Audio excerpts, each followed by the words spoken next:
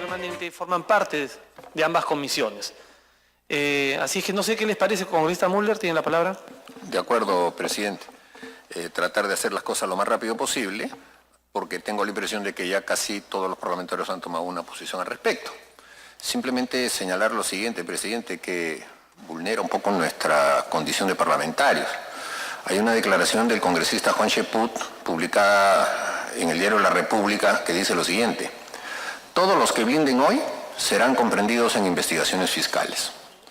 Y señala que una vez que dejemos de ser parlamentarios el año 21, se nos comprenderá en la acusación que hay de organización criminal a los parlamentarios que supuestamente blinden, porque ese es el término, ¿no? Blindar, no sé, siempre se utiliza ese término. Y esto, presidente, creo que debe merecer por lo menos una explicación, pero por lo más yo hasta propondría que suspendamos esta sesión, presidente, porque este es un amedrantamiento muy grave y obviamente está vulnerando nuestra libertad de voto. O sea, ya el concepto de que los parlamentarios no rinden cuenta ante ninguna autoridad por el ejercicio de sus funciones y por los votos que tengan en el Parlamento está diluido, porque el congresista Cheput ya sabe que nos van a abrir proceso de organización criminal a partir del año 21, salvo que el señor Vizcarra disuelva el Congreso y lo hagan antes. Entonces, yo ya no voy a poder votar libremente, presidente. O sea, de acuerdo a mi criterio de conciencia, ya no. Porque ahora sí ya tengo una espada encima y evidentemente quién va a votar en esas circunstancias. Entonces me parece sumamente grave, presidente. Yo creo que deberíamos suspender la sesión y pedir que la Comisión de Constitución debata este tema de si es posible que los parlamentarios ya no tengamos la libertad de poder votar de manera clara y contundente de acuerdo a nuestra conciencia. Congresista Cheput, por alusión. Sí, presidente. Es una lástima que estén buscando pues 5 pies al gato para tratar de desprestigiar esta sesión, o sea, inclusive querer suspenderla. Acá no se puede tomar en cuenta una declaración que en primer lugar es descontextualizada, en segundo lugar no tiene nada que ver con la posición del suscrito, sino de que simplemente es una cuestión que está saliendo en diversos medios de comunicación. Entonces, que a partir de allí se pretenda ejercer un tipo de presión sobre esta comisión es desvirtuar completamente el asunto, y la verdad es que es una maniobra que se cae por sí misma. Yo sugeriría, señor presidente, que continuemos con el debate y en todo caso, si esa es una situación que le preocupa al señor Mulder, que haga la denuncia respectiva y que se maneje por otro trámite, pero de ninguna manera llevar al extremo de suspender esta reunión cuando simplemente estamos en presencia de un tema mucho más grande, mucho más amplio, que es el que tiene que ver con la lucha contra la corrupción y el procesamiento de 2 fiscales. No tiene que ver una cosa con la otra. Congresista Beteta. Gracias, presidente. Yo esperaba otra respuesta que pueda ir en el sentido democrático del congresista Cheput. No es que nadie quiere frustrar. Una muestra de ello es de que estamos aquí presentes. Estamos desde las 9 de la mañana acudiendo a la comisión permanente para escuchar los descargos y debatir. Sin embargo, presidente, yo sí debo hacer una denuncia pública y pediré las garantías respectivas por esta amenaza, y no solamente por lo dicho, sino también vemos transparencia, la relación de congresistas de la Comisión Permanente que tiene la responsabilidad de decidir sobre la acusación constitucional a los fiscales supremos Pedro Chávarri y Tomás Gálvez, presuntos integrantes de los Cuellos Blancos del Puerto. Y salen la relación de los nombres y también han generado movilizaciones en las calles. Y digo esto, si hay un atentado contra la integridad personal de quien hable y de otros colegas congresistas, señor presidente, quiero dejar la denuncia pública y responsabilizar a los miembros de Transparencia por no saber respetar un derecho democrático que todos podemos tomar una posición sobre determinados temas. Yo no he venido acá a responder intereses de ONGs. Yo me debo a mis electores, me debo a la representación, me debo a este reglamento y me debo a la Constitución. Y por eso, señor presidente, creo es momento de hacer estas denuncias, que existe, sí existe una organización criminal para amedrentarnos, porque esto viene articulado. ONGs, tienen algunos integrantes Ministerio Público, Poder Judicial, seguramente algunos medios qué sé yo, señor presidente, para hacer este tipo de campañas. Nunca he visto de esta manera que integrantes de la misma comisión o congresistas delegados puedan amedrentar de esta naturaleza para tomar una decisión tal o cual sea para una posición de una votación. Yo creo que debemos de ser respetuosos, al margen de que podamos estar de acuerdo o no con las apreciaciones que puedan tener válidamente los colegas congresistas, pero de ninguna manera llegar a este tipo de amedrentamiento, acoso constante que vemos, porque aquellos que no pensamos igual o no recibimos líneas de algunas ONGs que quieren que vamos en ese sentido. Yo por eso, señor presidente, dejo constancia de lo que viene ocurriendo y sin embargo, les digo desde aquí, esos amedrentamientos a mí no me asustan. Tengo la valentía de poder enfrentar y si por eso tiene que correr sangre y perder la vida, no tengo miedo. Gracias, presidente. Vamos a dar inicio al debate del informe sobre las denuncias constitucionales 243, 248, 270, 285 y 288 presentadas contra el fiscal supremo Pedro Chávarri Vallejos y el fiscal supremo Tomás Aladino Gálvez Villegas. Se abre el debate. Congresista Becerril tiene la palabra.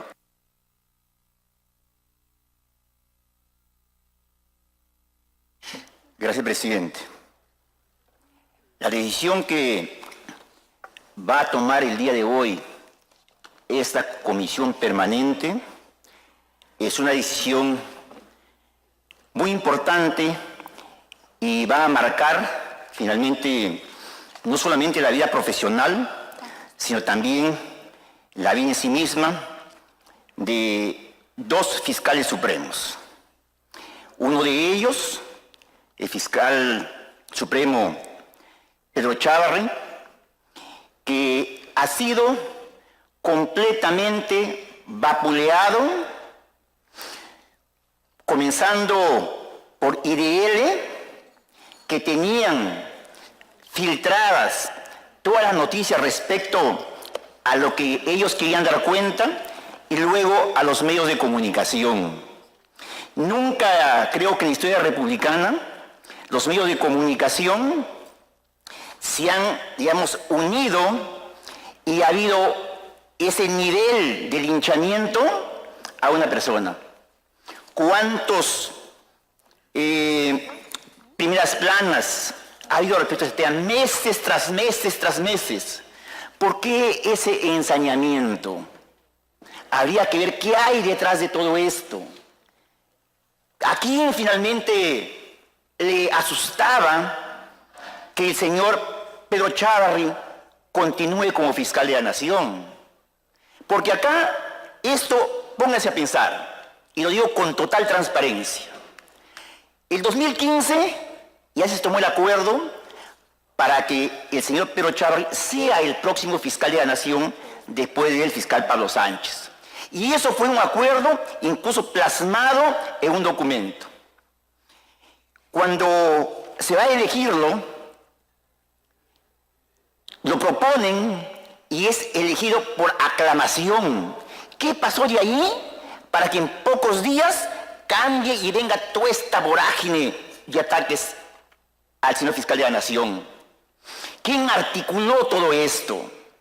Eso hay que tenerlo bien en cuenta. ¿Quién está detrás de todo esto y por qué? Yo creo que el exfiscal de la Nación, Pedro Chávarri, tiene conocimientos de temas de corrupción y cual también manifestó que se tiene que investigar, y esa es la razón finalmente por lo que ha sido tan vapuleado, y hasta ahora ese odio que hay hacia él, cada colega congresista le pone una denuncia tras otra, tras otra, tras otra. Ensañamiento total. Pero quiero acá manifestar lo siguiente. Cuando hay una acusación constitucional, esto se divide en un juicio político y un antejuicio político. En el tema del antejuicio político, finalmente debe terminar, y el antejuicio político es por delitos de función Y eso tiene que terminar finalmente, si sigue su camino, no se archiva, en una resolución acusatoria que va al Ministerio Público. Pero en el caso del juicio político, ahí es muy grande la responsabilidad del Congreso, porque ahí nosotros no derivamos la responsabilidad de sancionar, como en el caso del antejuicio político. Acá, en el juicio político, el Congreso finalmente es el que evalúa y finalmente es el que sanciona, con suspensión, inhabilitación.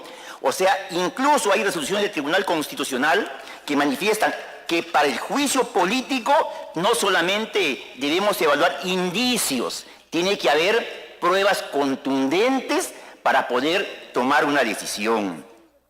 Y a ese respecto del del juicio político, presidente, permítame leer que para que exista esto, tiene que haber una clara tipificación. Tiempo adicional. Hemos fijado 4 minutos por participante con tiempos adicionales. Tiempo adicional.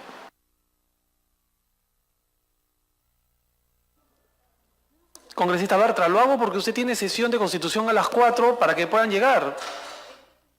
¿Suspende entonces su sesión? Ok. Congresista Becerril, puede continuar. Gracias, presidente. Entonces, acá es que no está tipificado qué se considera como infracción a la Constitución. Esa responsabilidad política por infracción a la Constitución, porque si bien es cierto, esa infracción se sanciona por motivos netamente o estrictamente políticos, también debe ser en aplicación del principio de interdicción de la arbitrariedad, o sea, no permitir la arbitrariedad. En esa línea de pensamiento, Bernales Ballesteros destaca que la Constitución de 1993, la que está vigente, no menciona nada al respecto, ni existe una relación de hechos que puedan ser calificados como infracciones constitucionales. El expresidente Valentín Paniagua también concluye afirmando que mientras no se tipifique los casos de infracción a la Constitución, no procede el juicio político. Y no procede porque lo impide la falta de tipicidad y taxatividad. Quiere decir, presidente, que hoy día, si nosotros queremos aprobar una acusación por infracción a la Constitución, estaremos cayendo en un vacío legal, porque eso no está ni en la Constitución ni en el reglamento. Y de acuerdo a la sentencia del caso Tineo Cabrera, en el fundamento 13 y 14, dice, no se procede el juicio político por infracción de la Constitución sin que exista previamente la tipificación taxativa. ¿En qué momento, en qué parte de la Constitución, díganme ustedes, está tipificado taxativamente las causales de infracción a la Constitución? No existe. Y como no existe, entonces vamos nosotros a inventar lo que se nos ocurre como sanción por infracción a la Constitución. No, no existe, y si no existe tipicidad y taxatividad, no se puede tomar decisiones. La falta de tipicidad y taxatividad de las infracciones constitucionales convierte al juicio político en uno arbitrario, por lo que en aplicación del principio de interdicción de la arbitrariedad, en tanto no se tipifique taxativamente por el propio Congreso, no procede la acusación o juicio político por infracción. ¿Quién lo dice? Héctor dice, no, lo dice el Tribunal Constitucional. Ojo, el Tribunal Constitucional. Y para terminar, presidente, respecto ya al antejuicio político, hay una serie de errores que se han cometido. En primer lugar, en el caso de Tomás Gálvez, inicialmente se ordena archivar todas las investigaciones en su contra. Luego, por una cuestión previa, se acuerda finalmente abrir investigación, pero eso no ha constituido, no se ha puesto ninguna prueba, no hay un debate claro sobre las pruebas en la mesa para acusarlo. Por eso creo que nuestro colega Juan Cheput, el delegado, en ese caso, él seguramente al ver que no hay pruebas en su informe, es lo que él ha estudiado y lo que él ha presentado. No puede ser posible, presidente y colegas congresistas, que el delegado que investigue el tema, que tiene a su cargo todo, digamos, la carga de buscar las pruebas, qué sé yo, y finalmente hacer su informe, sea desautorizado por una cuestión previa que finalmente no tiene ningún sustento legal, no hay pruebas. Yo creo que eso no es serio. Y todos conocemos, bueno, si queremos conocer finalmente, ¿no?, que en el caso también del señor Pedro Chávarri, la verdad, todo lo que se ha dicho a él es respecto a lo que los medios de comunicación y personas interesadas de algunos grupos políticos que sabemos que no les gusta Pedro Chávarri, les gusta simplemente que en los cargos principales e importantes tengan las personas que ideológicamente coinciden, entonces han hecho una alegoría, han comenzado a elucubrar cosas que no tienen correlación con lo que está tipificado en el Código Penal. Por reuniones simplemente, por llamadas que no tienen ningún tipo de indicio siquiera delictivo, entonces ahora a el señor y a Tomás Gálvez lo han satanizado y ahora los quieren inhabilitar, los quieren sacar del Ministerio Público. ¿Qué buscan, presidente? Clarito. Buscan tomar la Junta de Fiscales de esa manera. ¿Para qué? Para seguramente, presidente, porque hay fiscales, como por ejemplo Domingo Pérez, el fiscal de la Barba, que sí han sido utilizados como persecutores políticos para, digamos, dañar, para amedrentar a aquellas personas, a aquellos congresistas políticos que no somos de su línea política. Eso es clarito y lo vemos todos los días. Por más que quieran cerrar los ojos o por más que la prensa minimice los hechos, no resalte, es un hecho real que está pasando en el país. Entonces, ¿para qué quieren tomar el Ministerio Público y el Poder Judicial? Justamente para amedrentarnos, para querer encauzarnos en temas. Pero, presidente, habemos congresistas que no les tenemos miedo, que pueden hacer lo que quieran y vamos a ser consecuentes con la verdad, vamos a ser consecuentes con la objetividad y consecuentes con el Estado democrático que vive el país. Y eso vamos a defender, presidente. Gracias. Como habrán podido ver, ya se eliminó entonces el acuerdo de fijar un tiempo, así que ahora la participación es libre, salvo en las interrupciones. Congresista Mulder tiene la palabra. Presidente, gracias. Mentalmente me he preparado para los 4 minutos nada más, entonces, presidente, ojalá lo pueda hacer.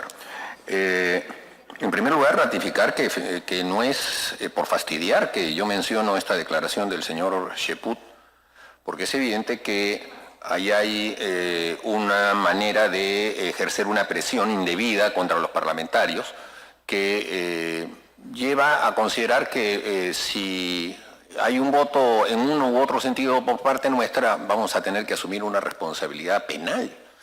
Y eso, presidente, es sumamente grave. Créame que en todos los años que yo tengo en el Parlamento, siempre he votado con absoluta libertad en todo tipo de temas. Yo muchas veces he presidido incluso la Comisión de Acusaciones Constitucionales, he sido el ponente, pero una amenaza como esa jamás la había recibido. Y no es que yo esté queriendo fastidiar al congresista Cheput o en su intervención en la que yo soslayar esto como cualquier cosa. Es un tema sumamente grave que el mismo día en el que se va a tomar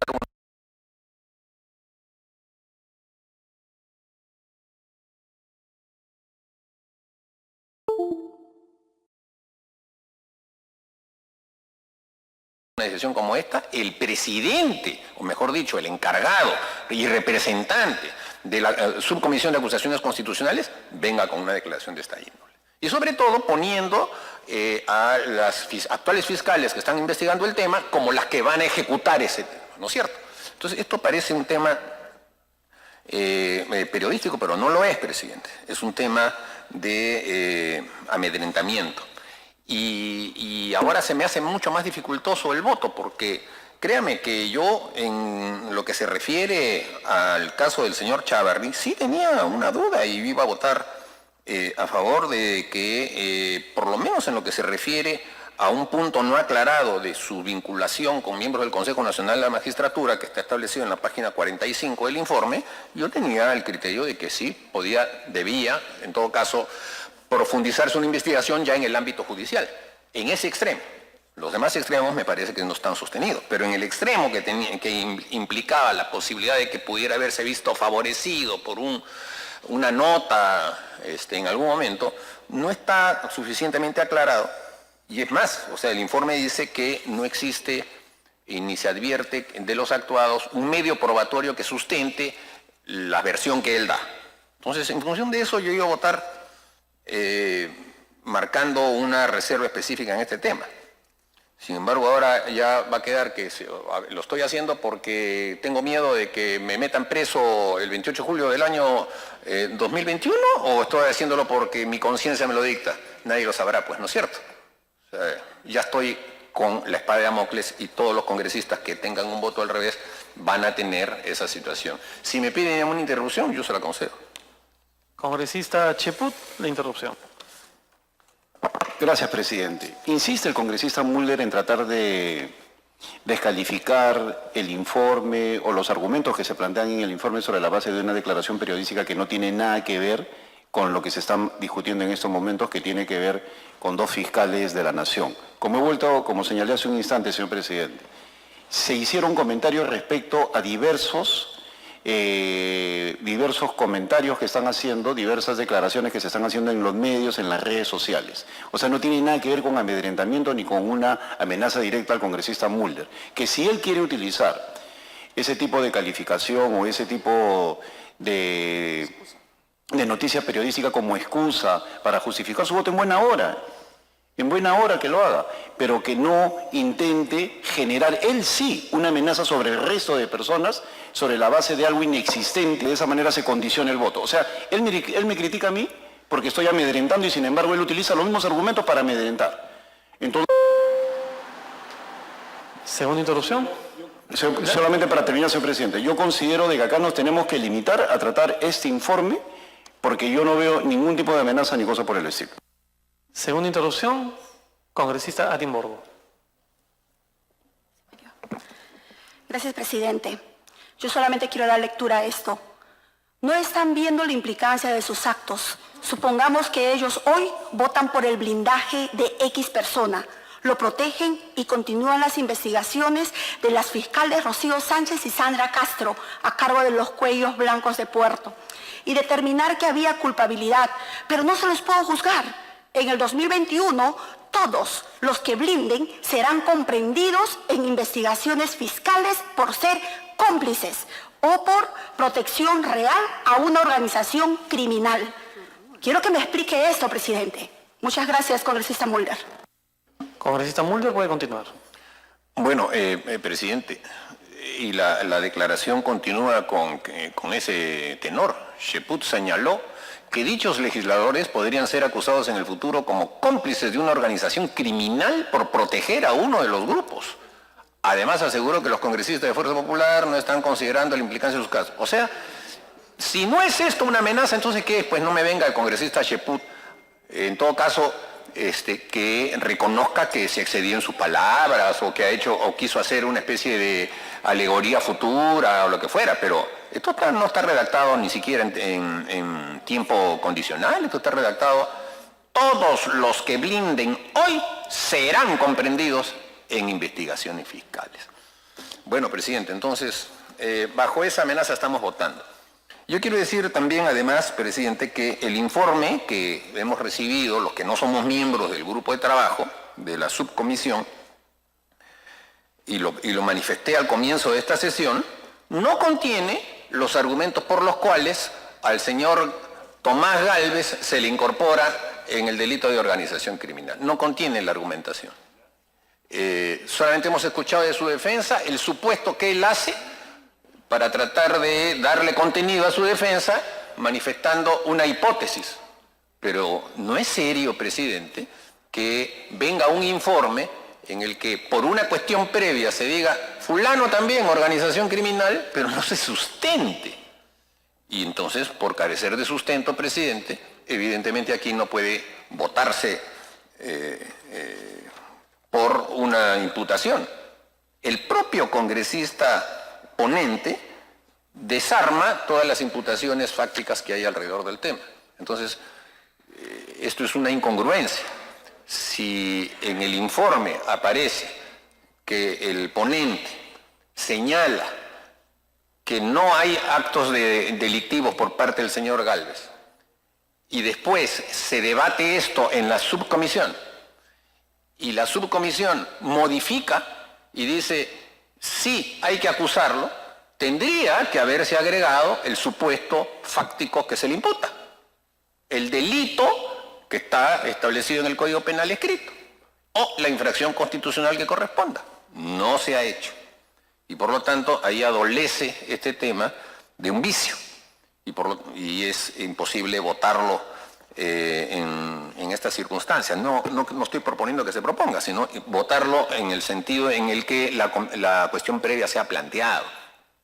Yo creo que va a tener que ser desestimada, pues, presidente, porque no hay un sustento. De manera que entonces siento que puede ser parte de la inexperiencia de las cosas, porque lo que ha debido hacerse es que si en alguna parte los miembros del grupo no estaban de acuerdo, solamente se puede votar aprobando o desaprobando. Cuando se aprueba, viene para acá. Cuando se desaprueba, también.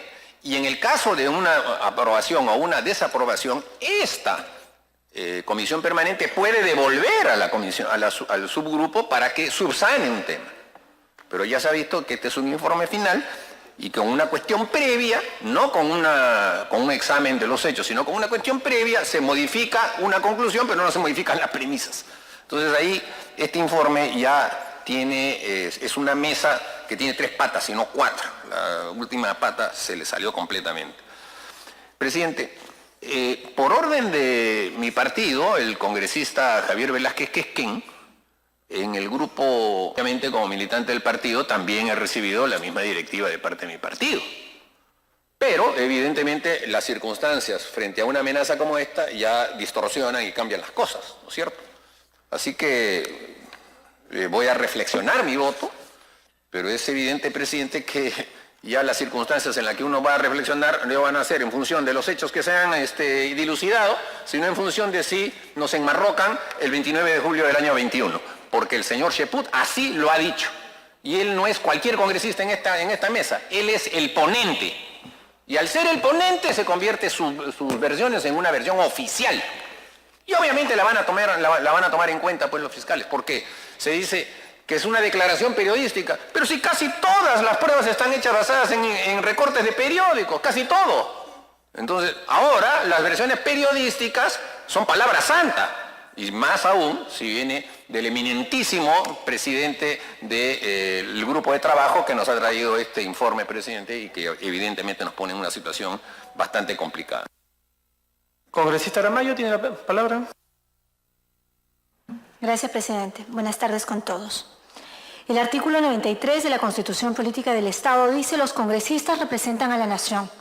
No están sujetos a mandato imperativo ni interpelación. No son responsables ante la autoridad ni órgano jurisdiccional alguno por las opiniones y votos que emiten en el ejercicio de sus funciones. Tranquilícese, congresista Mulder. No pueden ser tampoco procesados ni presos sin previa autorización del Congreso o la Comisión Permanente, desde que son elegidos hasta un mes después de haber cesado en sus funciones, excepto en delito flagrante, y continúa el artículo 93. Corresponde, presidente, que usted haga una precisión respecto al fuero, porque hoy, en medio de un debate importante, en el que no solamente ONGs, sino hay cierta presión mediática, partidaria, gremial, se anuncian marchas en contra del Congreso, tenemos que expedir un voto. Y tenemos el artículo 93 que dice que tenemos ciertas garantías para proceder. ¿Cómo procedemos en este momento y nos manifestamos? Nos pronunciamos a través de nuestro voto. Yo lamento y considero, con todo el afecto que le tengo al congresista Cheput a través suyo, es una afirmación no solamente inoportuna, sino desafortunada. Porque necesitamos tener autonomía de lo que estamos votando. Yo tengo algunos temas de fondo a los que voy a pasar de inmediato. Se dice, por ejemplo, en las recomendaciones que tenemos a la vista, en la página foliada 87 respecto a la comisión de los delitos. en el punto 4.2, en atención a la naturaleza y función que desempeña el Ministerio Público en el sistema democrático, no es saludable y está emitiendo una opinión respecto al fiscal Chávarri, entre sus miembros jerárquicamente superiores a los demás se encuentra un fiscal supremo que ha dado muestras claras de no compartir el espíritu constitucionalmente de lucha anticorrupción en uno de los casos más emblemáticos para nuestro país, como es el caso Lavajato. Este solo párrafo se da en atención a la decisión del fiscal de la Nación, que en ese momento ejercía el fiscal Chávarri, de remover a 2 fiscales. La pregunta es, ¿tenía facultades para tal cometido el fiscal de la Nación? Porque si no estaría infringiendo. Revisando algunos antecedentes, tenemos que el fiscal Pedro Chávarri no tenía necesidad, en el artículo 2 dice, tenemos un marco normativo en el que se precisa que era competencia del fiscal de la Nación rotar a los fiscales superiores y también hacer lo mismo con los fiscales provinciales.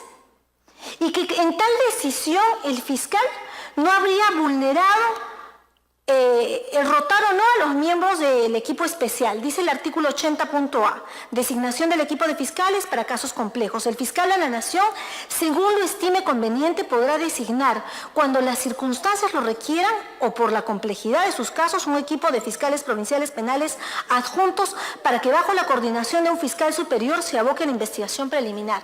En suma, solo este artículo de las recomendaciones planteadas, presidente, por el congresista delegado para esta materia es cuestionable, porque según la ley orgánica del Ministerio Público, el fiscal Chávarri habría actuado de acuerdo a sus competencias.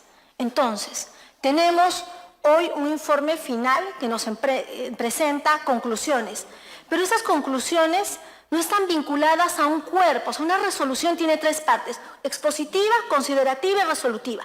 Tenemos una resolución que no está articulando con la parte expositiva y considerativa, porque en este punto 4.2 se está observando unos hechos. El análisis de la norma se tiene que la ley orgánica del Ministerio Público facultaba al fiscal Chávarri para poder ejercer esos cambios. Y en la parte de las conclusiones se nos está diciendo de que hizo mal y que eso no lo compromete en la lucha contra la corrupción. Eso por citar uno de varios ejemplos. Hemos observado también, y de los medios probatorios que nos alcanza el fiscal Chávarri, algunas actas que serían elementos vinculantes respecto a las conclusiones que emiten las señoras fiscales que investigan el tema de organización criminal y el tema de los cuellos blancos, y dicen, ¿no?, que habría, en hipotético, el interés de garantizar que el fiscal Chávarri sea fiscal de la Nación, que es un punto que varios de los colegas que me han antecedido han hecho uso de la palabra. Pero en su informe al congresista Cheput, que ha sido el congresista ponente, y al congresista Víctor Andrés García Belaúnde, que entiendo que es la persona que plantea la cuestión previa, ignoran el contenido del acta 818 de fecha 14 de mayo del año 2015 y el acta de fecha 7 de junio del año 2018.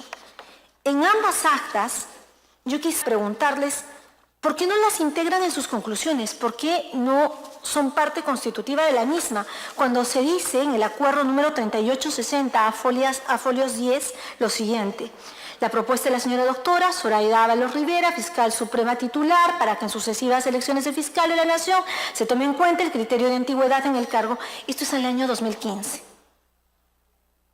Hoy, año 2019, a 28 de mayo, estamos analizando un acuerdo que ha tenido 4 años antes y que ha sucedido hechos como tener al fiscal de la Nación, Chávarri.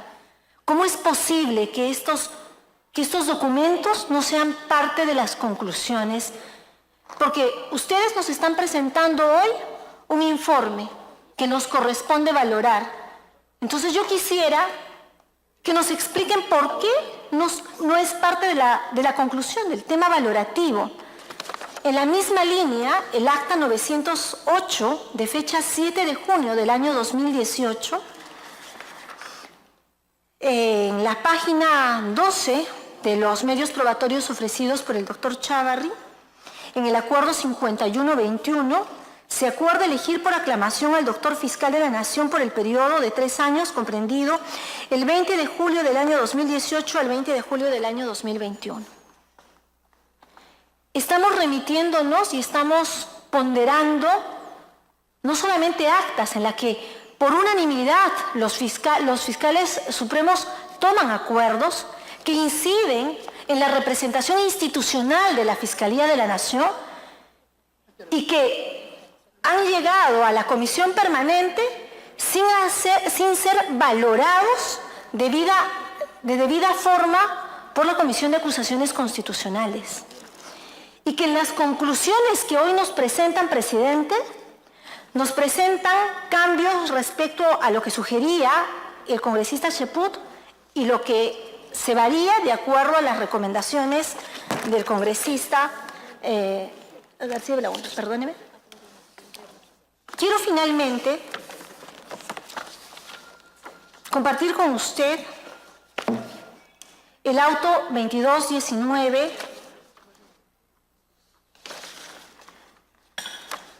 no tengo el folio, pero en el punto 4 este es la resolución expedida en España, Madrid, 13 de mayo del año 2019, que anota varios puntos de valoración de la Comisión Permanente respecto a votaciones como la del señor Inostroza.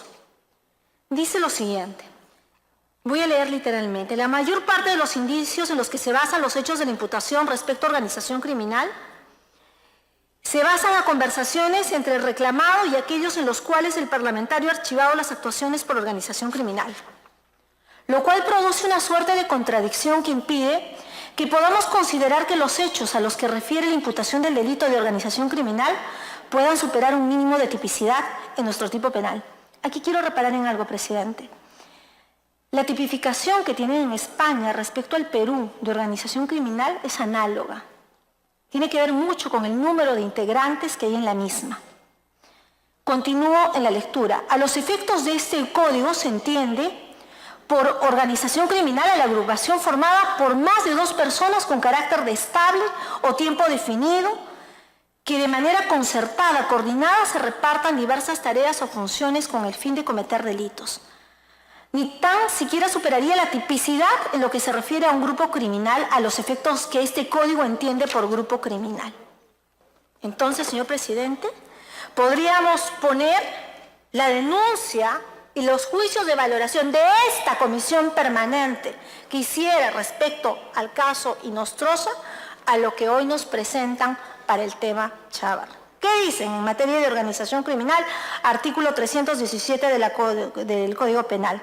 Se le imputa ser presunto miembro de la organización criminal de los Cuellos Blancos. Dígame por su intermedio al congresista Cheput, si sale él de ser el segundo miembro de mando de esta organización, según el informe de la fiscal, ¿quién lo sucede en la organización? ¿Quién cumple sus veces? Eso tendría que estar en el informe de la Comisión de Acusaciones Constitucionales. ¿Cuáles son los indicios?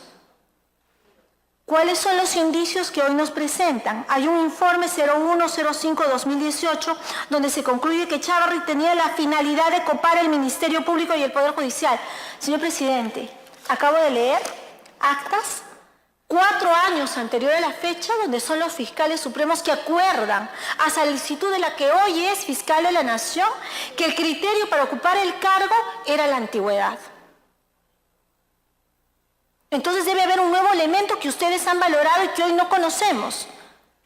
Yo pido que se nos presente para cumplir con la ciudadanía, para que no se me denuncie el año 2021. En septiembre. En el tema de incumplimiento real y de incumplimiento personal tipificados en el artículo 404 y 405 de nuestro texto normativo, Dice, se le imputa este delito haber emitido resolución número 4853-2018, con lo cual aportó a los fiscales Rafael Vela y José Domingo el caso Lavajato. Además, por haber solicitado en reiteradas ocasiones información a los miembros del equipo especial Lavajato sobre las investigaciones que venían realizando, por ejemplo, sobre el caso de los cócteles. Señor presidente, hay algunos requisitos mínimos que requieren los documentos que acá se analizan. Y es que además de que haya la tipificación, tiene que haber medios probatorios. Lo había dicho hace unos instantes el congresista Mulder. Varios medios probatorios que hoy se nos han presentado tienen que ver con textos periodísticos. Y si bien es cierto, pueden ser una fuente de información valiosa, porque hay que reconocer en periodistas la agudeza que tienen en materia investigativa y que podría ser valorada, esto no puede subsumirse a reemplazar medios probatorios suficientes para inhabilitar. Yo podía eludir, presidente, estar hoy en la comisión permanente. Había sido delegada en un tema de representación en el extranjero. He eludido eso y estoy aquí. Y sin ninguna consigna para emitir un juicio responsable, quiero que se me explique cómo es que voy a inhabilitar a alguien 10 años de su vida profesional si es que no hay un medio probatorio que así lo acredite. Más allá de que haya una marcha, más allá, yo tendré que rendir cuenta, rendirme cuenta a mí misma de que hice bien, ¿no? Entonces, ¿cuáles son los medios probatorios que hoy me van a permitir inhabilitar a alguien? Porque finalmente, si a alguien se le tiene que investigar, que se le investigue. Si es el Poder Judicial que tiene que responder este fiscal de la Nación, ex fiscal de la Nación, que responda. Señor presidente, yo quiero pedir y plantear una cuestión previa. Primero es que se observe y se fundamente el tema de la inhabilitación de manera probada, que es algo que no tiene el informe de acusaciones constitucionales. Y que se haga una exposición solamente respecto al extremo de la inhabilitación. Todos tenemos derecho a la dignidad, a un futuro, a seguridad jurídica. Y yo creo que en ese mérito, en ese derecho de Estado que nos asiste a todos, tiene que ser la Comisión de Acusaciones Constitucionales quien planteó la cuestión previa, quien firmó el informe, que nos diga hoy qué medios probatorios tuvieron para presentarnos hoy este informe. Gracias, presidente. Gracias, congresista. Me informa el oficial mayor que para poder procesar la cuestión previa tendría que, en todo caso, solicitarse que o regrese a la subcomisión para que en la subcomisión se sustente y se fundamente bien, o se vote en contra, porque una cuestión previa para que se sustente mejor el informe, ¿cómo procesarla? Para que lo precise, por favor, congresista Aramayo. Presidente, no creo que haya necesidad de retrotraer al espacio de la Comisión de Acusaciones Constitucionales y dilatar, que no es el objeto. Lo que quiero tener hoy y lo que les pido con absoluta cordialidad al congresista Cheput es que argumente el tema, porque de aquí no está, en los actuados no tengo un medio probatorio, ni justificación, ni línea argumentativa que me permita votar la inhabilitación. Es conocer los argumentos que han permitido llegar a esa conclusión. Si lo puede hacer el congresista Cheput ahora, yo se lo agradezco, presidente. Gracias. Ok, entiendo su posición, que argumente mejor, pero eso no, digamos, no necesariamente tiene que ser a través de una cuestión previa. Simplemente cuando haga el uso de la palabra el congresista Cheput, que dicho sea de paso sigue en la lista. Congresista Cheput, tiene la palabra. Gracias, presidente. Presidente, yo he escuchado con suma atención a 5 parlamentarios, por los cuales tengo el mayor de los aprecios y respeto, manifestando su preocupación por unas declaraciones que he dado el día de hoy. Como acabo de señalar hace un instante, lo que planteé fue una hipótesis que definitivamente ha sido inoportuna. Y así como soy respetuoso de ellos, soy más respetuoso de la Constitución, y para que quede claro en el libro de debates, voy a leer el artículo 93. Los congresistas representan a la nación, no están sujetos a mandato imperativo ni a interpelación. No son responsables ante autoridad ni órgano jurisdiccional alguno por las opiniones y votos que emiten en el ejercicio de sus funciones. Dicho eso, señor presidente, Encontramos los dos oficios que habría enviado la Comisión Lavallato en ese entonces al fiscal de la Nación, ¿no? Eso sí están acreditándose como medios probatorios, señor presidente, y eso es la gravedad de ese sentido. Gracias. Congresista Bartra, ¿puede continuar? Gracias, presidente. Entonces, sí, efectivamente, yo reviso los documentos, los dos oficios enviados. Uno se envió mientras yo era presidenta de la comisión investigadora. Y pido los documentos en virtud del artículo 97 y el artículo 97 de la Constitución y artículo 88 del Reglamento del Congreso. ¿Qué dice el artículo 97 de la Constitución?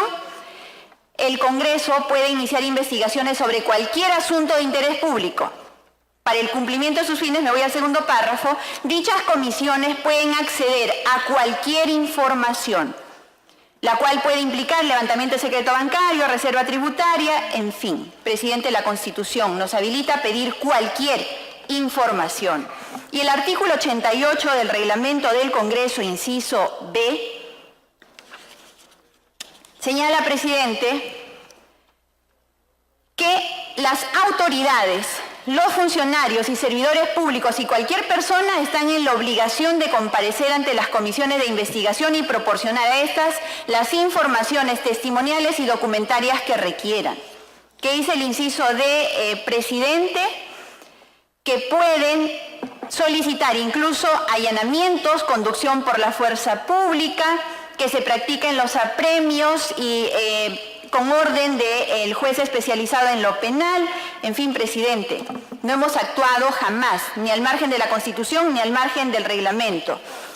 Sin embargo, presidente, y yo quiero avanzar en esto porque realmente, por más que reviso, y mis colegas han hecho lo mismo, todos estos, voy a insistir en palabras del mismo ponente del informe, indicios contundentes, no encuentro alguno, presidente, y para referirnos a este caso, yo quisiera comentarle el origen de los pedidos de información, porque se ha hablado mucho de que se ha pedido información al equipo especial Lavallato con la intención de obstruir o de obtener información que pueda interferir con las investigaciones y eso, por lo tanto, lo hace pasible de inhabilitación, de sanción y de denuncia. Presidente, el día miércoles 8 de agosto del año 2018, a la comisión investigadora que yo presidía en ese entonces acudieron el exfiscal de la Nación, Pedro Chávarri, y el fiscal Rafael Vela Barba. En esa comisión, presidente, ellos informaron sobre su trabajo. El fiscal Vela acababa de ser designado jefe del equipo especial y en esa sesión, presidente, no solamente quedó claro las atribuciones que le da una comisión investigadora a la Constitución y el Reglamento del Congreso, sino que explícitamente el jefe del equipo especial habló de la transparencia, habló del cambio de actitud y habló de que de ese momento en adelante toda información relacionada con el acuerdo, que ha sido materia de muchísimo debate y de muchísima crítica, que por qué además se pide información, que debe ser secreto, que además no se debe criticar de forma alguna. El fiscal Rafael Vela Barba, cuando acudió a la comisión, le voy a decir lo que él señaló. Permítame, por favor, dar lectura para no cometer a lo mejor algún error que pueda prestarse a interpretación.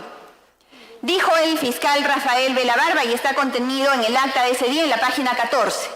Entonces nos encontramos en ese esfuerzo, en donde la muestra de voluntad se ha trasuntado en un documento, repito, se ha trasuntado en un documento que en ejercicio de transparencia ha sido de público conocimiento. Sí es posible opinar y sí es posible formular una crítica de ese documento.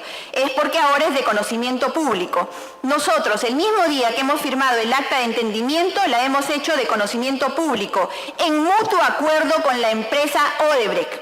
de tal manera que cualquier cuestión que pueda ser opinable y que naturalmente nos sometemos a la majestad del Parlamento sobre cualquier inquietud que debemos responder, es ahora posible a partir de saber que existe un acta de entendimiento en términos específicos.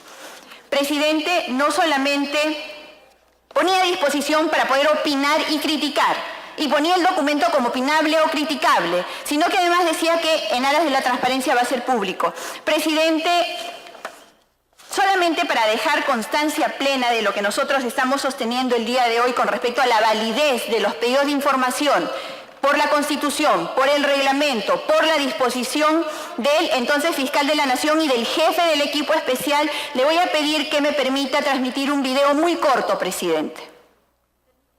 Autorizado. Por favor. 35 días nosotros tenemos que ya ser capaces de finiquitar este acuerdo, y este acuerdo va a ser reconocimiento público, porque parte esencial de lo que ha sido esta nueva negociación es la necesidad de legitimarnos socialmente como institución, y hemos reconocido de que el compartimentaje y el secretismo del manejo de la información no ha sido algo que beneficie a la institución como tal. Entonces, tenemos el compromiso, señora Presidenta, de que en 45 días los acuerdos van a ser de público conocimiento. No solamente el primero, el primigenio, el negociado con el doctor Castro, sino también el acuerdo final. Y nos sometemos al escrutinio público en ese aspecto, y además al judicial, porque luego de nosotros llegar a ese entendimiento, tenemos que postular ese acuerdo al control de legalidad judicial. Gracias, presidente. Expresado plena y claramente por el fiscal Rafael Vela, que el documento será público, que el secretismo se va a acabar, que la compartimentalización de la información le ha hecho daño, que buscan legitimación social. Presidente, en base a eso se enviaron esos oficios. No solamente la Constitución, el reglamento, sino además lo que él mismo públicamente vino a expresar: obstrucción, intromisión, crítica inadecuada. Nada, presidente. Todo dentro no solamente del marco estricto de lo que una comisión investigadora tiene como atribución, sino que además reflejaba una voluntad expresa del jefe del equipo especial, obviamente voluntad expresa que con el tiempo fue cambiando y que llegó al punto después de abrir o pretender abrir investigaciones a quienes se atrevían a criticar el acuerdo, que de pronto, de haberlo ofrecido a ser público y transparente, se convirtió en el documento más secreto que puede existir.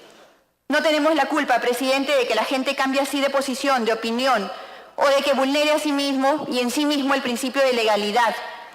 Presidente, yo espero con esto haber dejado claramente establecido no solamente la legalidad de nuestros actos, la constitucionalidad de los mismos, sino además explicitar cuál era la voluntad y cuál era además la disposición que tenían quienes ahora dicen que han sido vulnerados. Gracias, presidente. Por eso, presidente, es que pongo en seria tela de juicio, y con serias dudas la validez de los indicios contundentes que sustentan el informe que hoy día debemos votar. Gracias, presidente. Congresista Acosta tiene la palabra. Me pide una interrupción la congresista Arauz, presidente. Congresista Arauz tiene la interrupción.